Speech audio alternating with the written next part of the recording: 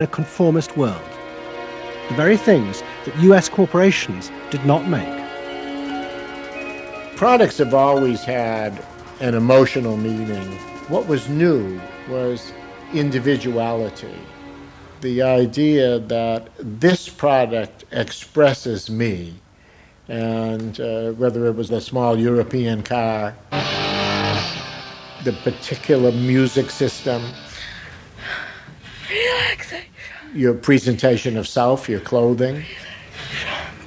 For immediate energy from our muscles and relaxation. These become ways in which people can spend their money in order to say to the world who they are. But the manufacturers, they had no idea of what was going on, really, with consumers and in the market at large. Major advertising companies set up what they called operating groups to try and work out how to appeal to these new individuals.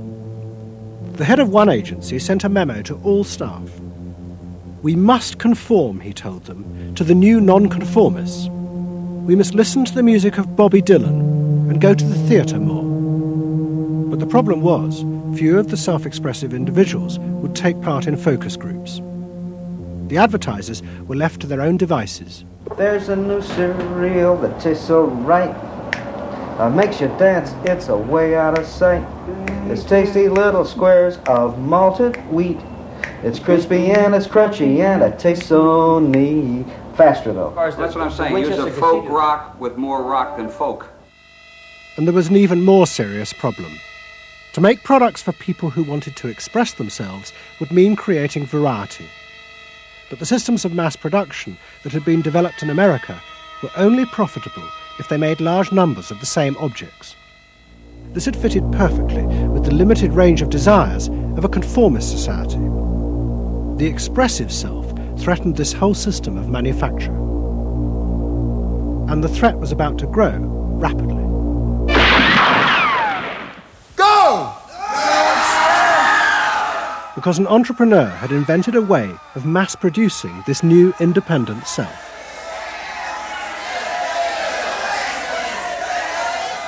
He was called Werner Erhard. Some of the stuff that we traditionally think of as being in your mind is actually in the world, because you're moving to that too. Erhard had invented a system called EST, Erhard Seminar Training. Hundreds of people came for weekend sessions to be taught how to be themselves. And EST was soon copied by other groups, like exegesis in Britain. Many of Erhard's techniques came from the human potential movement, but he criticised the movement for not having gone far enough. Their idea that there was a central core inside all human beings was, he said, just another limitation on human freedom. In reality, there was no fixed self, which meant that you could be anything that you wanted to be. The thesis of the human potential movement was that there was something really good down in there. And if you took these layers off, what you were going to wind up with was a kernel, a something that was innately self-expressive, that was the true self, that was going to be a wonderful thing. In actuality, you found people who'd gone to the last layer and took off the last layer and found that what was left was nothing. All right, push! Move! Do it! The EST sessions were intense and often brutal. The participants signed contracts agreeing not to leave and to allow the trainers to do anything they thought necessary to break down their socially constructed identities. You're going to get sandwiched in there. Push! Go for a win! If I push harder than you do, I'm going to squash you. So you better push fast. Now, hard, do it! That's it, do it again! Push! Good! Good! Good! Again! Yes! The real point to the EST training was to go down through layer after layer after layer after layer until you got to the last layer and peeled it off, where the recognition was that it's really all meaningless and empty.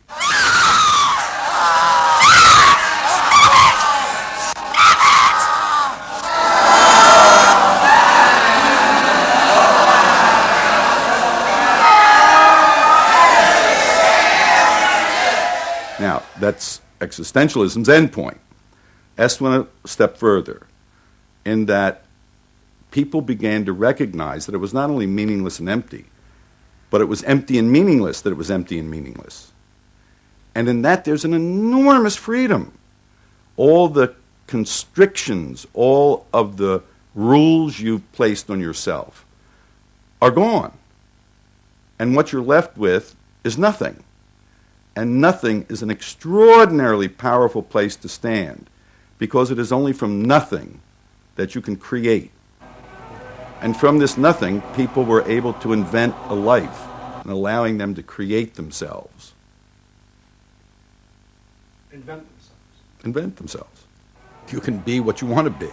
I want you to start to make that sound, and on that sound, create and people the world the way you want to create it. What Erhard did was to say that only the individual matters, that there is no societal concern, that you living a fulfilled life is all you need be concerned about. Est people came out of those trainings feeling that it wasn't selfish to think about yourself, it was your highest duty. So kiss me and smile for me, tell me that you'll wait for me, hold me like you'll never let me go. The training is 2 weekends, and it was quite an incredible experience in my life. I'll forever be grateful for the experience. I got a great deal out of it. We really want to know who we are. There are things going on. We learn more and more about ourselves all the time, and to really find out what it is that makes us tick and how we are discovering ourselves. Est became hugely successful. Singers, film stars, and hundreds of thousands of ordinary Americans underwent the training in the 1970s. But in the process, the political idea that had begun the movement for personal transformation began to disappear.